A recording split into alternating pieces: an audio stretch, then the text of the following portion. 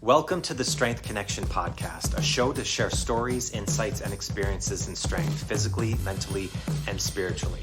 I'm Michael Krukowski, host of the Strength Connection, and I'm so grateful that you can join me today. So in these episodes, I connect with some of the most inspiring and successful individuals to chop it up and learn from true life experiences that have helped them become who they are, the strongest versions of themselves. So let's dive in. Here we go. All right, and we're live. What's up, Nora? How you doing? I'm good, Mike. How are you? Good. I feel like this is a long time coming, so I appreciate you coming on.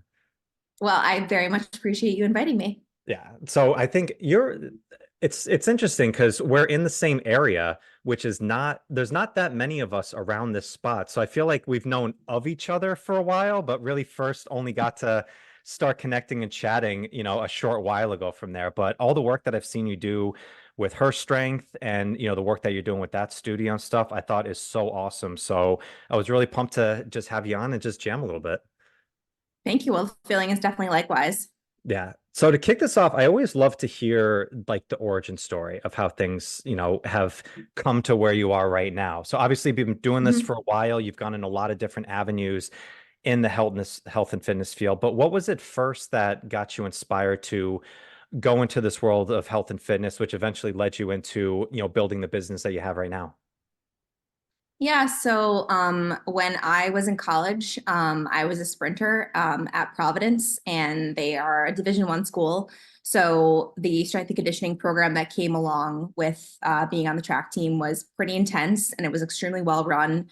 And I had never really strength trained like that before, and I felt like it clicked for me even more so than running ever had. And I got excited at, how strong I was getting by spending time in the gym and being consistent, having good coaching, following a program. And I felt like I was like, wow, this actually could be kind of its own thing for me. So I felt less obligated to stay with, the track team, which was very intense, obviously for Division I.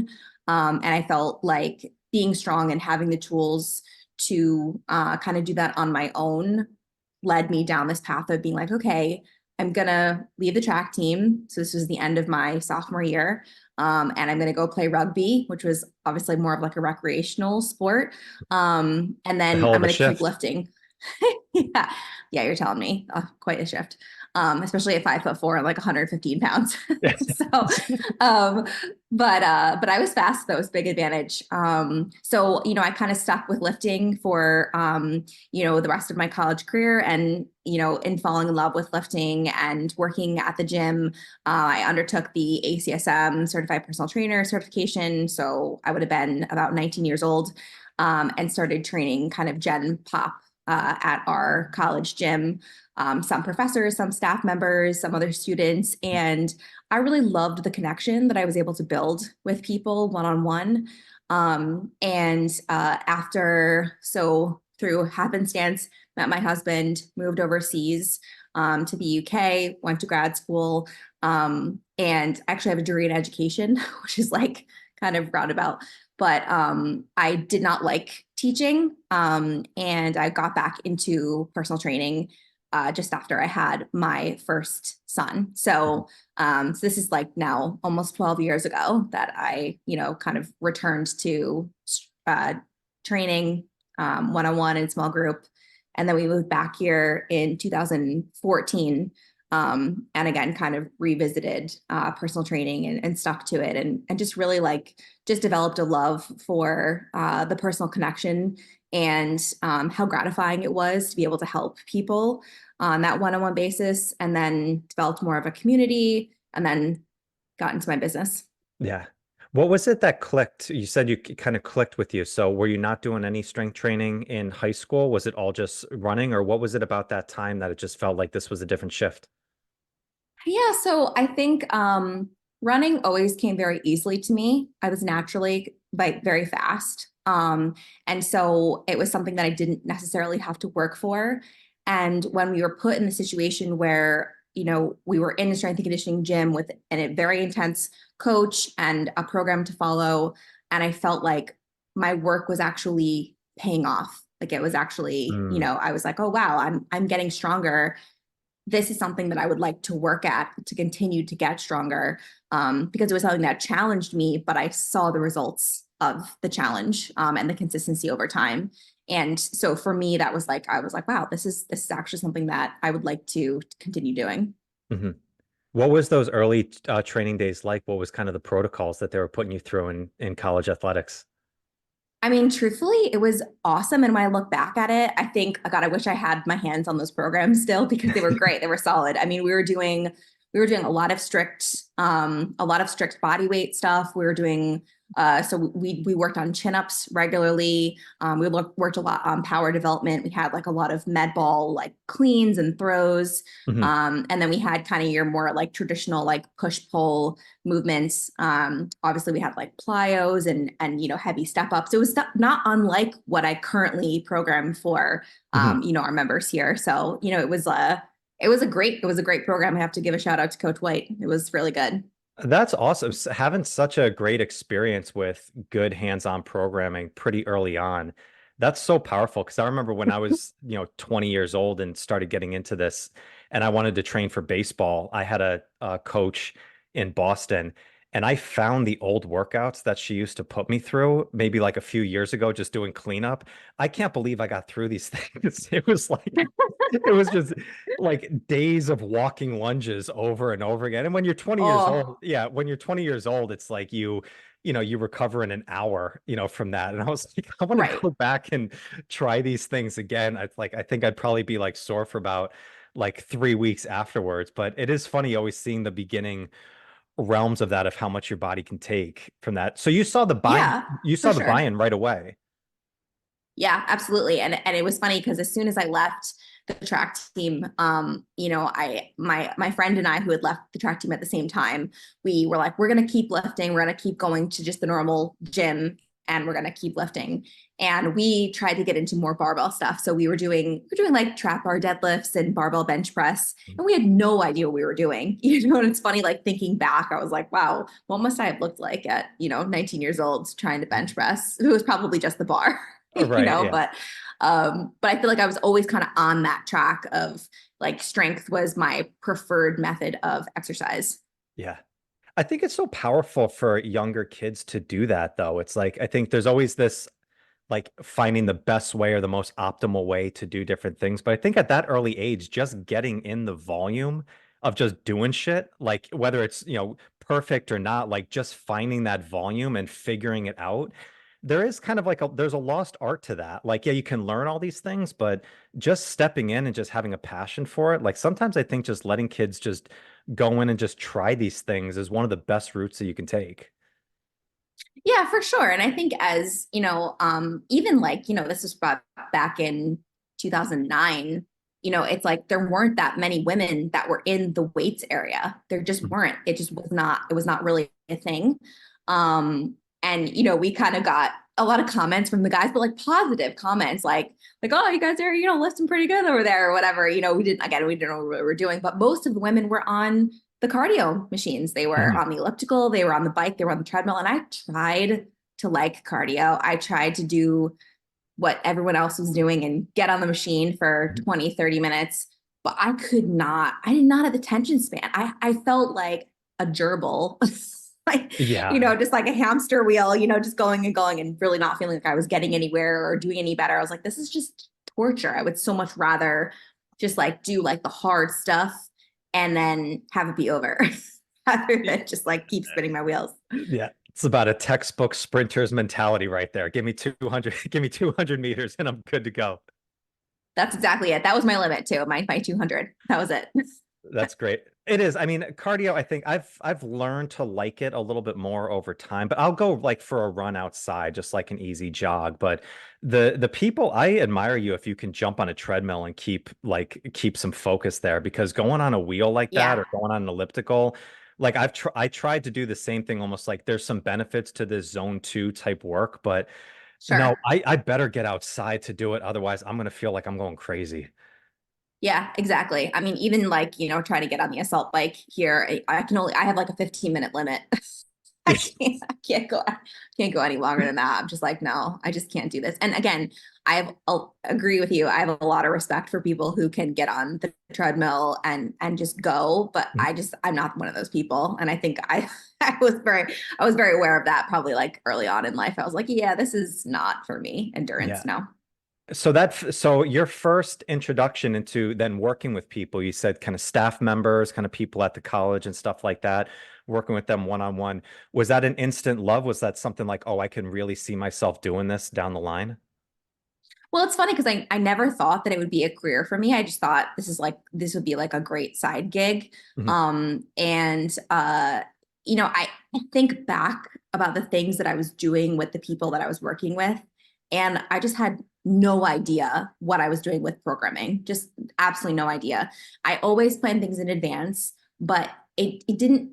Now looking back on it, obviously hindsight's 2020, you kind of look back and say like, oh wow, I could have done much better for these people. But I was a kid and just starting out, and they don't teach you very much about programming in those like, those kind of general trainer certifications. Mhm. And so I was just sort of like, it was more about the connection with the people that I was working with Right. and kind of hearing, what they wanted. And I was trying my best to kind of tailor things to be what they wanted. Mhm. And so again, it was really just like the one-on-one, the ability to connect people. Like I worked with a professor who was in his late 70s at the time, and he would go and swim for an hour. I mean, he was a really fit man. And then he wanted to strength train. He was this tall, thin guy, and he would just do whatever I told him to do. And I loved him. And he was so sweet. I never would have interacted with him because I think I want to say he was maybe like a science professor. And I didn't take any of his Mhm. classes. So I wouldn't have ever met him. And I kind of knew him at another level. I was like, this is so great. I love this, like connection with people that I wouldn't normally interact with. Yeah. And so that I think is what I fell in love with as far as, the training, Yeah. of. Yeah, I think I've said this before on the podcast, but I apologize to some of the early clients that I had back like 15 years ago in the programming that I was putting them through. They show you Yeah, templates of those things, but it's just like anything. Once you get into it, you can't really teach adjustments.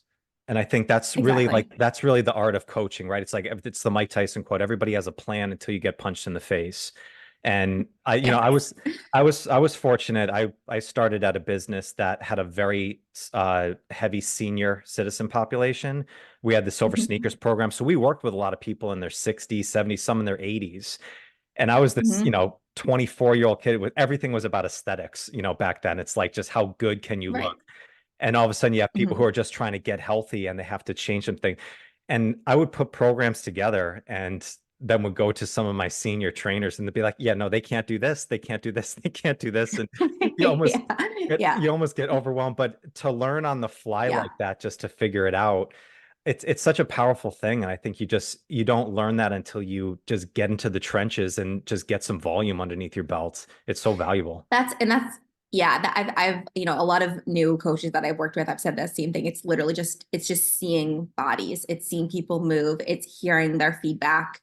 And then you start to see patterns and you're like, oh yeah, I've seen this before. Here's what I did before. Maybe this will work. Oh, it didn't work. Maybe I'll try this, So it's just like just getting into that, that rhythm. Yeah, that's very true. Yeah. Okay. So went to the UK, then went into teaching for a bit, decided to make a Yep. shift, and then came back here. What was the bit? Did you go right into starting your own business then, or did you work for different spots? No, so I worked when we first moved back here. I worked at what is now Metabolic. But it was like way back when. So we're talking like 2014 to early 2015, Hmm. when they were in Menands. And so at that time, I had interned for their strength and conditioning gym, which is what they started again, years before that, like when I was in college. And so when I came back to the area, I was actually pregnant with my second son, and I reached out to Matt, the owner of Metabolic, and I said, "Hey, do you have any classes that need to be covered? Like, you need help at all?" And he was like, "Yeah, absolutely. Come in and like we'll talk." So I taught a couple of metabolic classes per week. And then I had this idea. I was like, hey, I'm also thinking like, I really want to do a program that's specific to strength training during pregnancy. And at that time, his sister, who is also his business manager, she was pregnant due like the same week as me. And he was like, absolutely, like you're welcome to, do that in this other space next to where we are, on whatever days. So I think I did it. I want to say it was either 2 or 3 days a week to start with, and kind of started building up a clientele there. I was there for like probably less than a year, had my son, and then I moved over to Fitness Artist, which was on right here, Route 9 in Loudonville. Okay. Yeah, with Travis. Yes. Yep. Travis So was I my worked there for first trainer. No way! Oh my God, that's so funny. Yeah. That's right, because he was up in Saratoga. He was in Saratoga, Clifton Park, and Latham. Now he's just in Clifton Park. But I worked there for 2.5 years, and I Okay. continued my Pregna-fit program at Fitness Artist. So that was like the deal. Was I really wanted to be in a space where it was clean and like more upscale, and I felt like I could easily bring in pregnant moms with babies, women who may have felt intimidated or maybe reluctant to work out in like kind of your traditional gym setting. So like a little bit more privacy. And that's what Fitness Artist provided for me for, a few years, and they were great. Oh, And I was really able to kind of build up my clientele there. Yeah. That's great. Yeah, no, I Yeah. owe a lot. I owe a lot Yeah. to Travis. So he kind of got me into the business before he left to Fitness Artist. We were working at the same spot, for a bit. So, that guy's great. Okay. Yeah, no, that's great. Yeah. So, Yeah. I'm curious about this with Pregna-fit, because we know that a lot of it's so beneficial for women who are going through pregnancy to stay fit and stay healthy, not just for that time, but also afterwards from there. But I don't know, because I don't really have much experience with it. Like, is it still, are women like hesitant about what to do a lot, like when they get into pregnancy, of how to stay fit and strong? Like, is it still like, are they not sure if strength training is the right thing for them or not? Yeah, I think there's a spectrum, right? Like I think there's a lot of women who get into like they're in some sort of fitness routine, and they get pregnant, and then a lot of them just want to stick to it as much as possible and are like, well, this is what I was doing before, so this is fine. That's kind of like one of the general recommendations that's a little bit debunked, but generally like that's the understanding, so they'll keep going. And then there's other women who were not active prior to getting pregnant, and they're a little nervous or unsure. And so some of the more common, things that you can do during pregnancy are like, prenatal yoga, and sort of the more like low impact walking, that kind of thing. And so I think that's kind of what you see is like women who want to keep doing what they're doing versus women who are like, who weren't doing anything, who aren't quite sure what to do. And so the idea was to kind of provide that service to both of these types of women where, they may reach a point where they can't keep doing what they were doing, for whatever reason. And they, are looking for some alternative where they can stay active, but they can't quite do all the things they're doing. Like, for example, we see a lot of women who come here who are doing a lot of HIIT, like a lot of the high intensity intervals, or they do like a lot of the cardio based workouts like Orange Theory. And so they feel like, no, this doesn't really feel quite right for me to continue this. And so I need something else. And then, we also have women who they didn't work out through their first pregnancy, maybe through their second pregnancy, and then they're pregnant with their second or their third. And they're like, okay, yeah, I saw what that was like to not work out, and now I feel like I need to work out. So there's a wide spectrum. I mean, I think it is much more, and thanks to social media, which I never thought I'd say that, but thanks to social media, it is more, I think, well accepted across the spectrum that it's great to work out during pregnancy, and strength and conditioning is actually one of the American College of Obstetricians and Gynecologists, like they have their guidelines. It's actually in that list. So you can kind of point to that and say like, hey, this is actually like officially recognized as like a preferred method of, and safe method of working out when you're pregnant. Okay.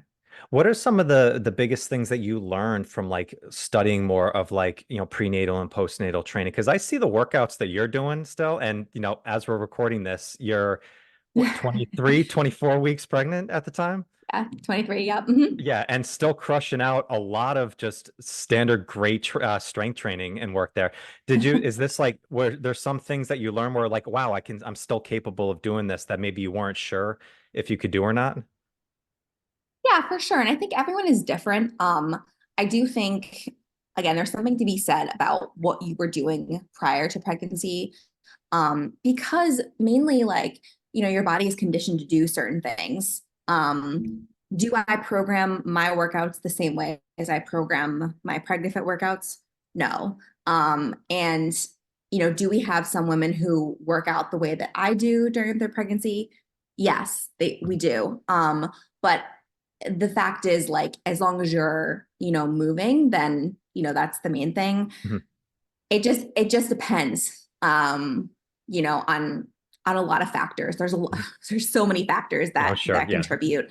A lot of it is like a kind of a general guideline that we recommend is the rate of perceived exertion, right? So like how hard do you think that you're working when you're doing something? And depending on what you did prior to pregnancy, depending on what you're used to, depending on, where you are in your pregnancy. So like first trimester versus third trimester is like completely different. Sure. Even the beginning of third trimester versus the end of it are totally different as well. So what you think is like really hard, in third trimester may have started out being like super easy in first. So it's always just constantly checking in with yourself. How am I feeling when I'm doing this? And maybe this doesn't feel good anymore. Like for myself, I know I have tried to continue doing pull-ups as long as possible because I was working really hard on them prior to becoming pregnant. And it's definitely becoming much more challenging. For sure. I can still do like 3, but they don't look like they did before. Right. So I'm starting to think like, okay, maybe I need to like kind of resign to the fact that I need to go to more, modified versions of this. And, but like, yeah, everyone's different and everyone has different adaptations as they go through. So there are some things that can happen, with the pelvis, with pelvic floor, with the core, lots of other things that can happen that can kind of change the way that your body feels when you're working out. Like lunges might not feel great in third trimester, but yeah, there's like quite a lot to it. So it's being able to have someone who understands. So they have like the empathy piece, but also the knowledge of like, okay, if this doesn't feel good, then let's try this because this might feel better. And this is why. So yeah.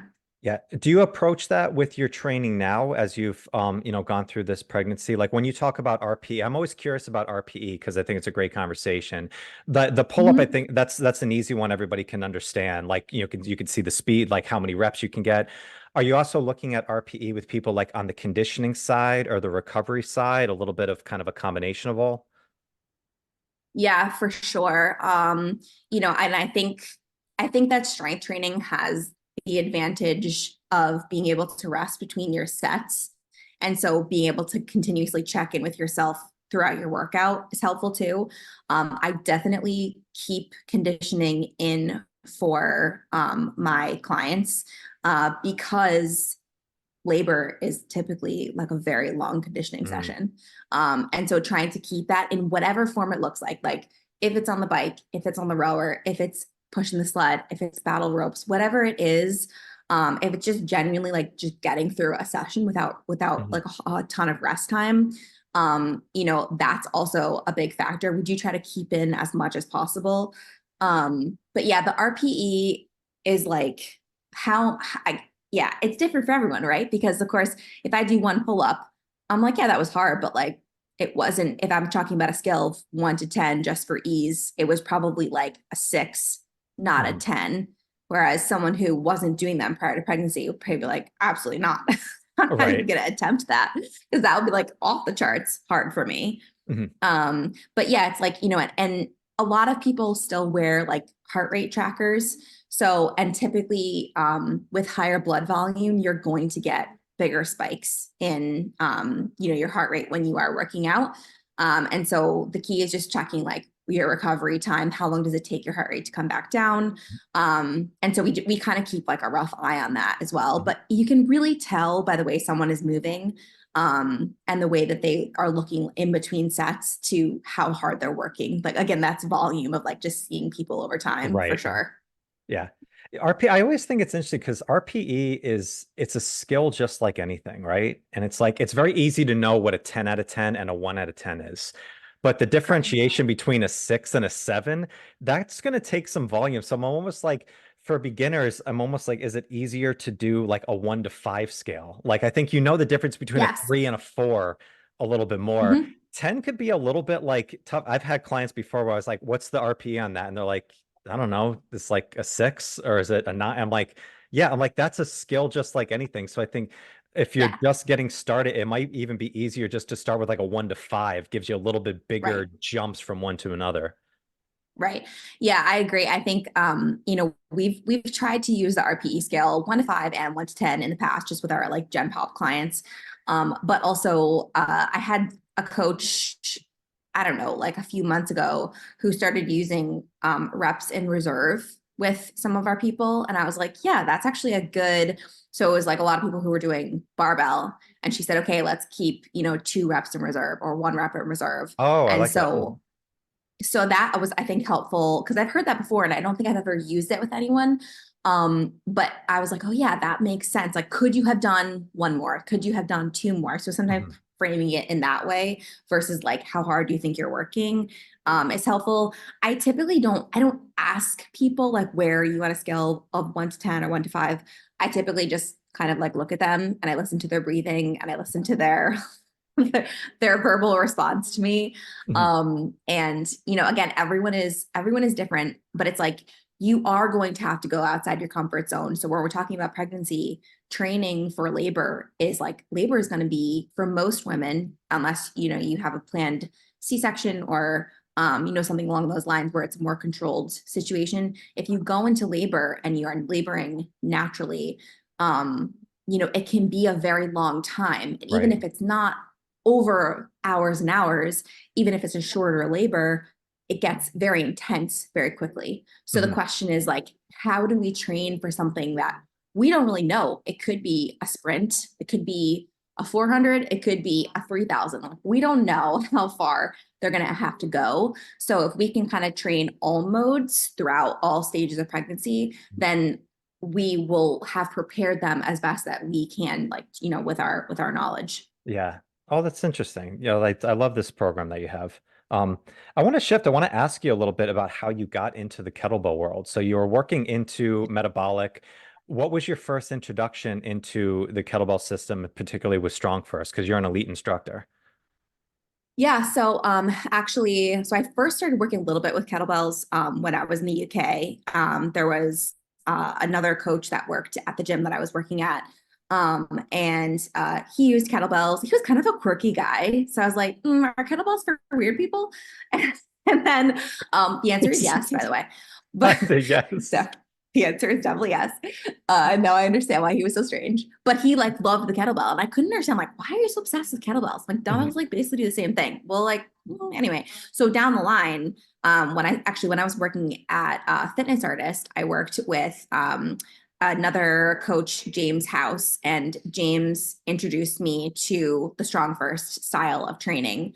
Actually, we went to our SFG together down in New York City.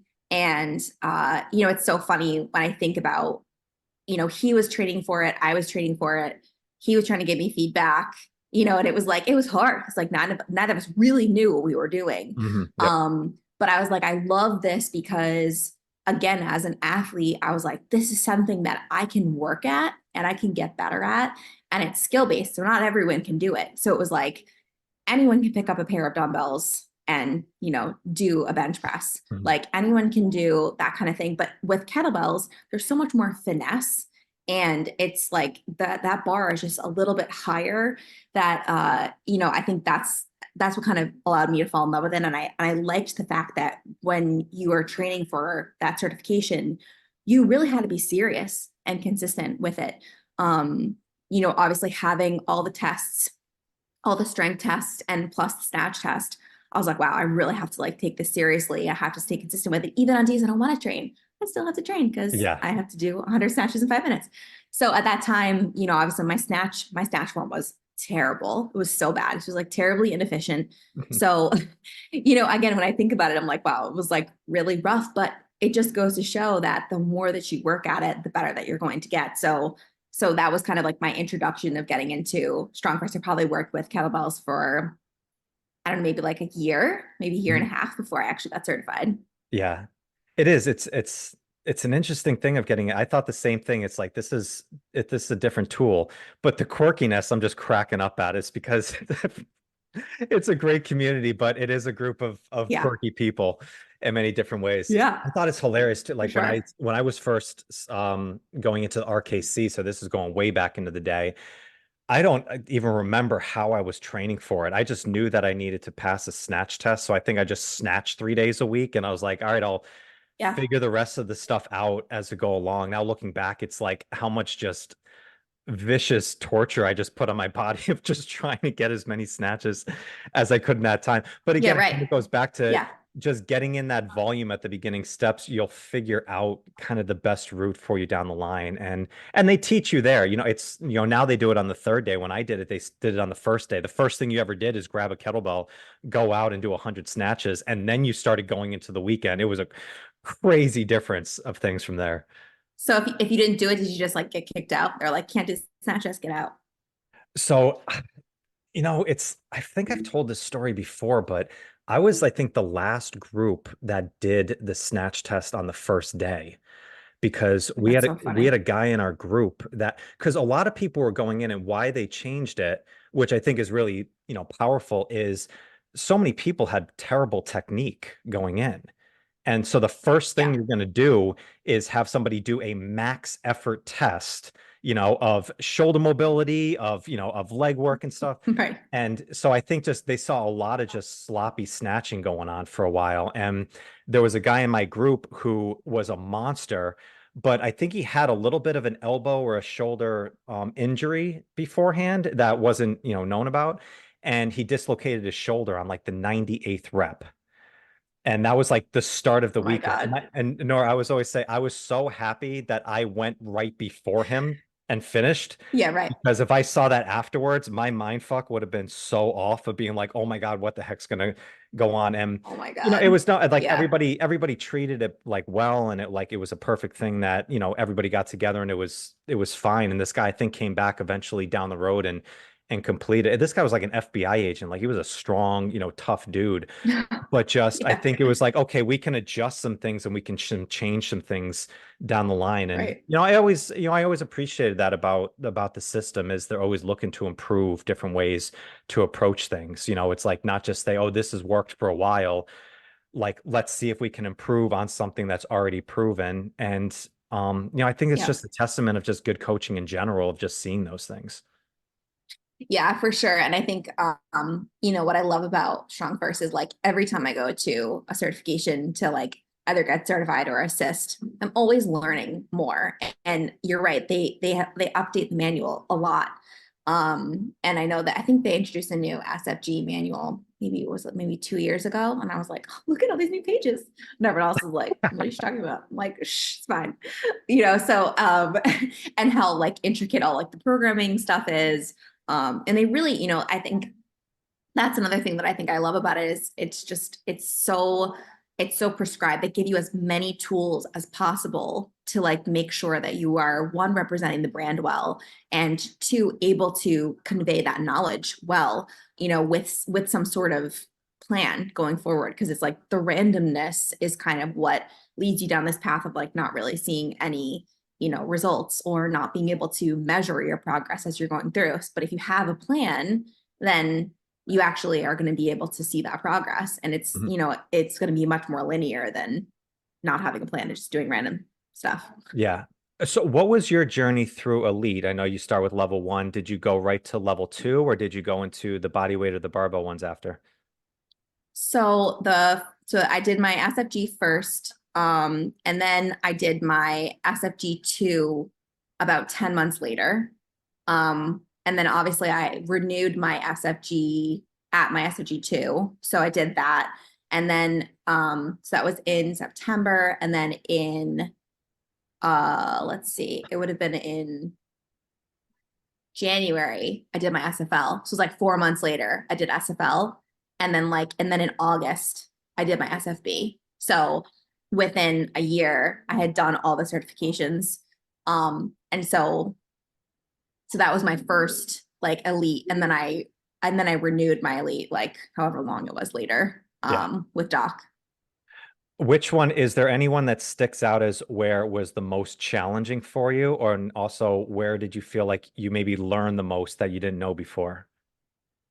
Yeah, so I think movement wise, the most challenging was the one arm push up. Hmm. I mean, I think for SFB, the one arm push up was definitely the hardest. I thought I was never going to do it. I was like, this is impossible. There's no Yeah. freaking way. I'm never going to do this. I'm just going to be like training for this forever until I die. But miraculously, I did do it. And like, thanks to like some very, very valuable feedback from Karen Smith. She was awesome. She was Mhm. really great. Like in being like, no, do this, do that, and like try this and tweak that. I was like, okay, great. And I actually was like 4 months pregnant when I did my SFB. So that was fun. That threw a little Just to throw a like little extra, fun just extra for wrinkle my in the water push paper. up. Yeah. Yeah, I was like, oh, okay, this is all really hard, but I'm pregnant.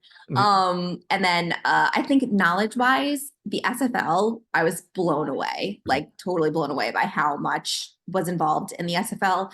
And I've been barbell deadlifting and back squatting for a long time, but all the other movements were very new to me. I just had never done them before. And I think training for it was a big challenge, but then actually physically going to that certification and realizing the volume of information that was going to be thrown at me. And even that last day where you talk about programming, I was like totally zoning out. I was like, I don't even know how to absorb all of it, which obviously like, you don't have to absorb all of it because you have the manual, but the manual is so thick. I think to me, I was like so blown away by how I also was blown away by how involved Dr. Hurdle was at that certification, Oh, because you I had felt doc. I Okay. didn't feel like so I didn't feel like my SFG, I didn't feel like I got a whole lot of one-on-one attention, not from the master instructor anyway, but at my SFL, I felt like Doc really spent a lot of time because I came with 3 other women that came from my gym, and we all went together, and he spent a lot of time with us, like really making sure that we were like grasping every concept in every lift that we were doing. And it was still a big start. There were a lot of people there, but he really did take the time to like get into each group and really make sure that he had that FaceTime with people. And so, I changed my military press literally there. Hmm. And that was definitely my hardest lift. And I was like, so it was like that fifth rep was a challenge, like a serious grind. Yeah. And so it was like a miracle that I passed it. But it was just, yeah, it was great. I know I'd highly recommend SFL. If people are going to do one, Yeah. SFL is it, I think. It's so funny you said that because SFL was the last one that I did to get elite. And I had really similar sentiments of you. Like I learned so much from that. And I was trying not to be biased on it because I was also a much more experienced coach going into SFL than I was like SFG or SFG2. Mm-hmm. But just the knowledge base that you get on just movement in general was insane. And I had Fabio is one of my favorite people in the world, but Fabio can talk for a long time. So we didn't even do the programming at that time. We actually set up another date down the line to go over all the Oh my gosh. program. And Fabio, Oh, God bless wow. him, he woke up at like 2 a.m. Italy time and did like a 3 hour seminar for us on all the different Wow. programming. It was amazing. But there's something That's really, great. yeah, there's something really special about SFL and how they do the testing there because like everybody steps up and it's like your time like in the spotlight from it. It's almost like a baseball game. Like Yeah. it's your time at bat where okay, now you're going up, you're doing Yep. your 5 reps and everybody's around just like watching and like just going on. Yep. It was a really special moment, but SFB I thought was the most challenging. And I told people before, like if Mm-hmm. you're gonna start with one on like understanding your body, SFB is going to change everything. I felt sick for 2 days afterwards. Like it was Like you had this, I was talking with Mike Yeah. Torres there, who's a great guy, and he's like, oh yeah, he's like, you're gonna feel, because there's so much tension that you have to build in your Yep. body, and without any Yep. external load that you have of like a, barbell, like if you're gonna lift, your max deadlift, yeah, you're going to be tight. Like you have to Hmm. create tension in your body in order to do it. Yep. But Yep. to do a push up or to do a one arm push up, like you have to create that force in your body. So it really is that mind body Yes. connection, which was so Yeah. different. That's why the hardest for me to coach people has been on some of the body weight principles rather than the kettlebell or barbell work. Yeah, I agree. I actually, I just had, I think so last summer, I had someone approach me and, she said, like, I signed up for SFB. I'm going in August. This was in like maybe late May. And I was like, oh, God, how close are you to that like one arm push up? And she was like, and she didn't realize at the time that she like had to do them all on the day to pass. And I was like, yeah, this is no joke. Like you have to actually start, training for this. And so, fortunately she had her pull up, or her chin up. And then she pretty much had her pistol, but the one arm push up, like you just have to put in the time. And you can't, I think as a coach, we're so used to saying, okay, try this and this and this, and then put it all together, and then you get your result.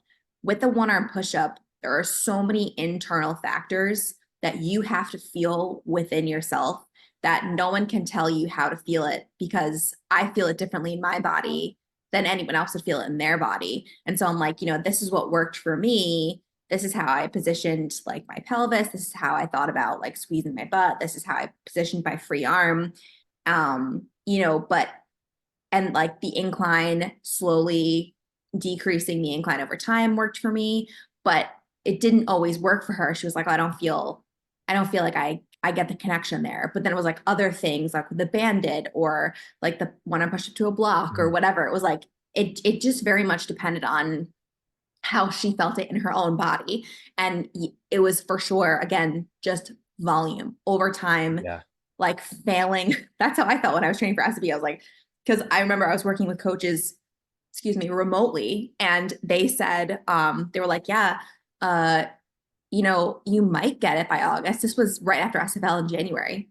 I was like, 8 months? Like, Yeah. is it going to take that long? They were like, yeah, you might do it. Yeah. Miracle of miracles, I did it by, I think it must have been like maybe late June. Um, but it was like a straight up miracle that I did it. Like I don't know how I did it, but it's again, people can like and there was the same thing with my coaches giving me, they were like, well, try this drill, try this drill, try this drill, try this technique, try that. And eventually I was like, oh, click. But Yeah. it was like, it didn't make it any easier. I just knew the technique that I had to repeat in order to achieve that movement. And so it was the same. It's the same. I think that's why it's so hard to tell people like how to gain tension in their body when there's nothing external to them. It's literally just you, yourself, and your one arm push up. Yeah.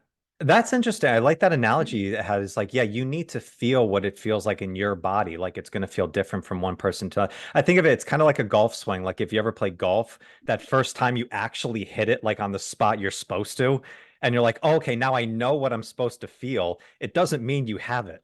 It's just now you got a This little is, bit of a yeah, taste of it.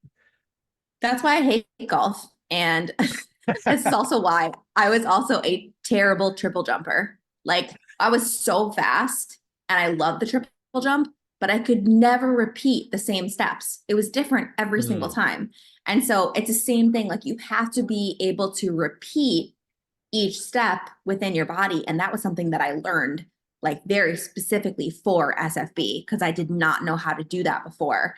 And then I was like, okay, nope, repeat, sit back, like do this, squeeze there, put that, breathe, and then do it. And yeah. it was like, oh, okay, if all those things line up, now I can do it. Yeah, that is interesting. The just the repetitive of pattern. It's not like a deadlift where if you just keep getting stronger, like you're gonna have the deadlift in there or like a press. It's because I remember I gave myself 6 months for SFB and Mm-hmm. I probably like hit one arm, one leg like 4 times throughout the spot. And it's like one day I'm like, all right, I got it. And then like the next week, like I come back and I'm training it again and it's not there again. I'm like, oh my God, you lose it Yeah. again. It really is. It's just finding that specific balance from there. So that's why I think the the detail of the amount of information that you get from something like SFL or SFG is so powerful, but actually learning the body awareness yourself, like I found like I gained so much more strength in other areas of my lifting after doing SFB by just understanding these Oh yeah. principles. Yeah. It wasn't even Oh like yeah. being able to do like a one arm push up or getting better at hanging leg raises, but just the awareness that you get of where that tension is in your body is just, it's a Right. different skill set. It is for sure. And it's so funny. Like I swore that I would never do a one arm push up again because I was like, that was so terrible. I like hated training for it. I did it once and I was like, forget it, we're done. But when I was training that client for SFB, one day I was like, I feel kind of strong. Like, I'm gonna just see if I can do it. And I did it. And I was like, okay, apparently I could like bang this out. But it's because again, you feel it in your body and then you start to be able to train like that. So as you're doing like, one arm floor presses or as you're doing pull-ups or, whatever it is that you're doing, you're just regaining that tension. So it's almost like it's like like your neural pathway just like ignites again. And it's like, bang, I could do that now. Oh, okay. It's like riding a bike, for lack of a Mhm. better term. Yeah, that's funny. I once in a while I'll test just to see if I still have it, and I did it last week. Mhm. And every time I just go in without thinking about it, I can get it done. When I start actually focusing on Yes. it, it's there. I think I watch Oz do like a video, and like he's banging out like sets of 10 on one side, and I'm like, all right, I need to get one in here just to feel like I have Yeah. some strength in my body. There's some amazing people that are in this community that have Yeah. some crazy strength, but it's like when you it does build those neural pathways, like just going and revisiting again. I probably won't do it again as far as a specific program for a bit, but just to have it, it Yeah. is just check in on Right. yourself every once in a while on it. Yeah. Exactly. Yeah. Exactly. That's the fun of all Yeah. the skills.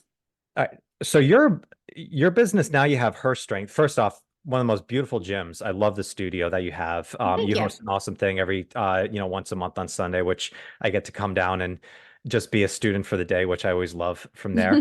What was it? Was there something specific that was in your mind that you wanted to make a gym specifically for women? So it's interesting. Like at the beginning of my career, I trained Gen Pop. So anyone. And then when I started kind of getting more into the prenatal, postnatal world, I saw the value of connecting women with each other that were at very similar stages in life. And that's kind of how it just naturally evolved from Pregna-fit, so strength training during pregnancy into, so many of those members were like, well, okay, what's next? Now that I have my baby, like now what do I do? I want to keep coming. And I was like, okay. So we created a postnatal program. And, as that community grew and as, some of these women were having their second, third children and their kids were getting older, I saw the value in the connection between the women that continued.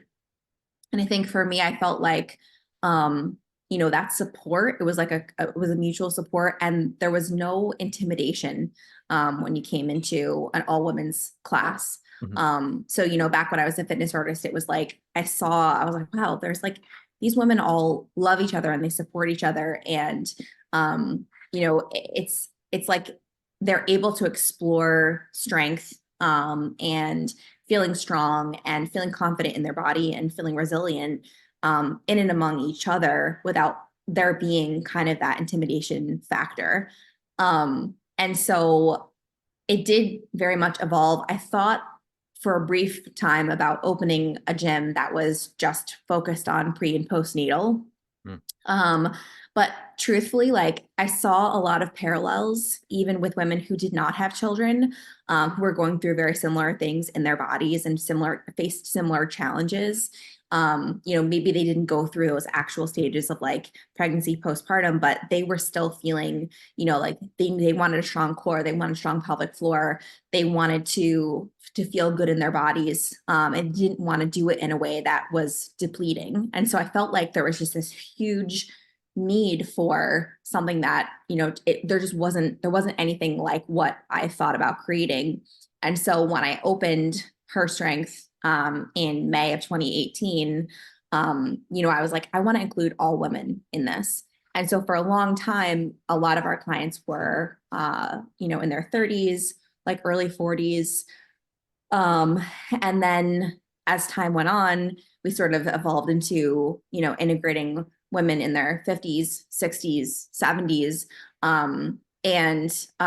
Again, it just, that sense of community and the lack of intimidation, and almost like the freedom to kind of do what they wanted to and explore things that they had never done before, it just got bigger and bigger. And so that's really like, it really was not a matter of being like, the no boys club. It was literally just a case of, we specialize in the woman's body, those different stages that we go through.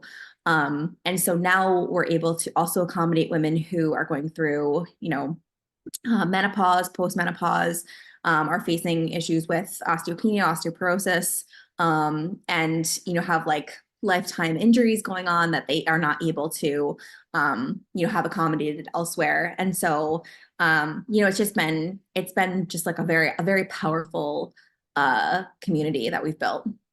I love that. Yeah. It's interesting. Being in this business for, 15, 16 years now, sometimes the people that I connect with and, work with all the times are ones that want to like improve and want to get like, better. And sometimes almost I feel like I don't see the big population as much like going out specifically Right. from like old enough in this where it still felt like there was a stigma for some women that felt like strength training wasn't for them as much. It was still kind of like doing a lot of cardio based work. I feel like that shifted in just the experience that I've had, but you're a lot deeper into that world from there. Do you still see that with women that come in feeling like they don't know what to do, or that there's still like, this stigma around strength training for women? Yeah, definitely. I mean, I think that I see women who are in their 20s and 30s are pretty much convinced, I think, that like strength training is kind of, the best way for them to have ideal body composition, and have like a great fitness level and resilience and preventing injury and all that kind of stuff. The older generation is a little bit of a harder sell often. So women who are in their 50s and 60s that we talk to, yes, a lot of them are very stuck in that mentality, like, well, I have to do more cardio if I want to lose weight because I have to burn calories. So it's just a conversation of like, okay, but if you want your body to burn more calories at rest, you have to have a higher muscle to fat ratio. Like you have to make sure that you have more muscle. And so they're like, well, I don't want to look bulky. Okay, then, don't train 2 times a day, 7 days a week for the next 6 years. Just doing bodybuilding stuff, so it's like, so the way that I explain it to people too, is I say, what we do here is functional strength training. And what that means is you're going to be engaging multiple muscle groups at one time. You're always going to get a full body workout. And what that means is your body will start to develop that muscle at all the same rate. So you're never going to like wake up one day and go, oh my God, my shoulders are huge.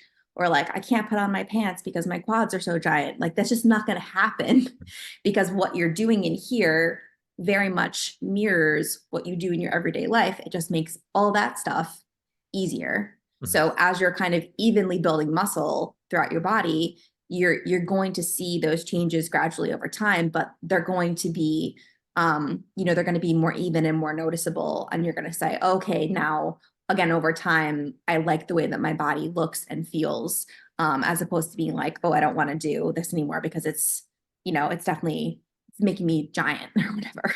Right. And I think it is so powerful with people. I mean, this is for men too, but I think particularly women, when you actually feel that progress of being strong, like, can you actually get that, like when you actually feel strong in your body and you feel body composition, obviously, I mean, I've gone through that, myself, like it is a confidence boost when you start seeing those changes that you want in your body.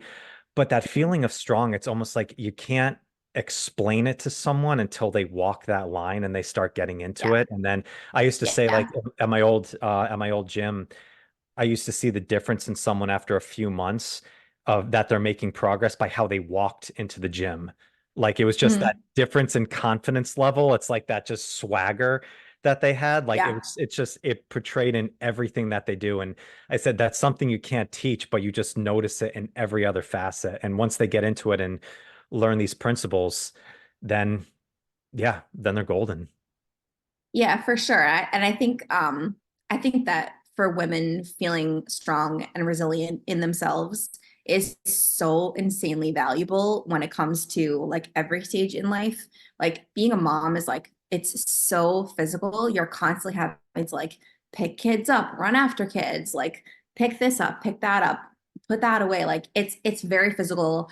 And then fast forward to, when you're in your 60s and 70s, you're retired and you want to travel. You want to be able to continue to stay independent and feel like you're able to handle yourself and you don't need help and you're not going to throw your back out by bending over and picking something up off the floor.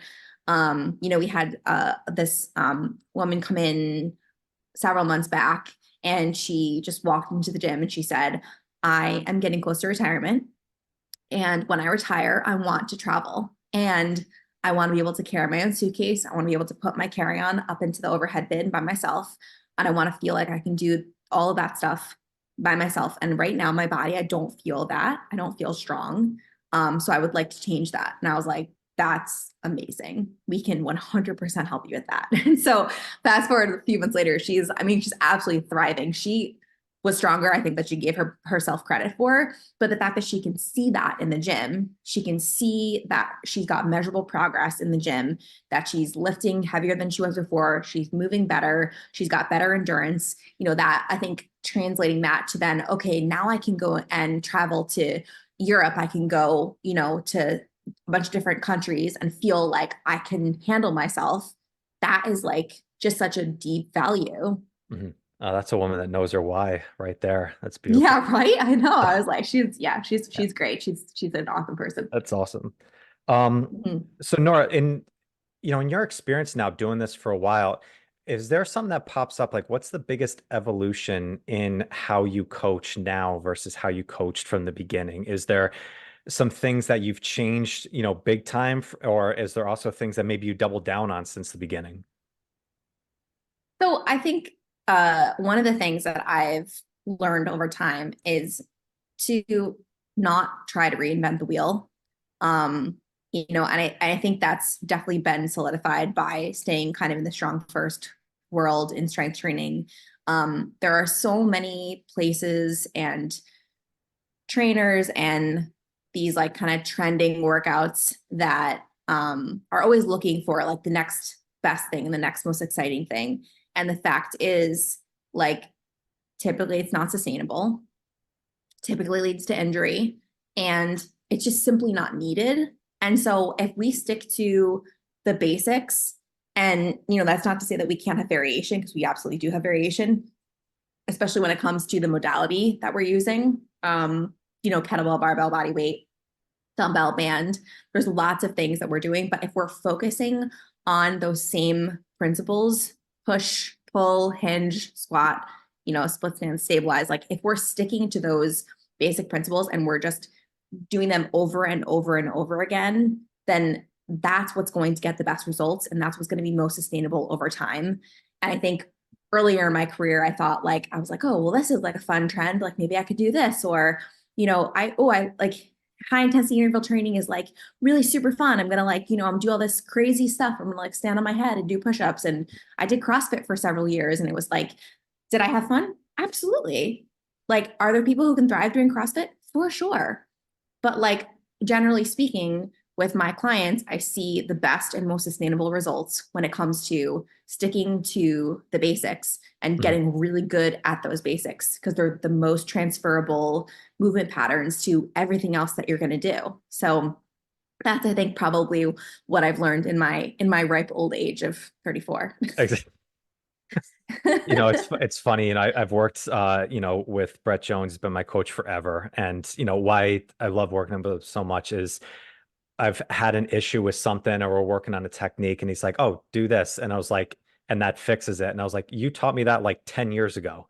It's like not reinventing the wheel. It's just, oh yeah, this still works. Go back to this, and it is even in your mind. Like you always think like, oh, it's something new. I need to work on this, or it's like it's something new that I'm not seeing. It's like no, don't reinvent the wheel. Keep focusing on that principle-based work. And it sounds so trite, but it is just the foundation that builds on everything. And I think you can take that lesson into physical realm. You could take it into business and, you know, career and relationship. I mean, everything in there, you know, that's such a beautiful, you know, experience. But Nora, you're fucking awesome. Thank you so much for coming. I Oh, really thanks, Mike. appreciate you jumping on. I've wanted to chat with you for a while and, you know, really love the work that you're doing. So, yeah, I appreciate your time today. Thank you so much. I really appreciate it. Absolutely. Yeah. If people want to check you out, check out Herstrength, follow more of what you're doing. What's the best place that they can go? So our website is Herstrength.studio. And we're on Instagram at her_strength_studio. And then you can find me at Coach Nora Matthew. Perfect. Awesome. Nora, thank you so much. Listeners, thank you so much for jumping on. Go follow Nora. Check you guys on the next one. All right. Thank you so much for joining me today. I hope you found some great value here. And if you like this episode, please drop a comment and leave us a 5-star rating and review. It does more to build the show than you can imagine. And do not forget to check out and join the Strength Connection Facebook group. In this group, I share the biggest takeaways and lessons from these amazing conversations, as well as training and strength tips for pursuing mastery and fulfillment in life. This group is filled with individuals looking to take full control over their strength, and it's the perfect space to explore new ideas and to share your journey. You'll also get exclusive access to these Strength Connection Mastery Seminars. It's a deep dive into the physical, mental, and spiritual training that you can begin using immediately. So do not wait. Go now. Seriously, go. All right, much love to you. Thank you so much, and I'll catch you on the next one.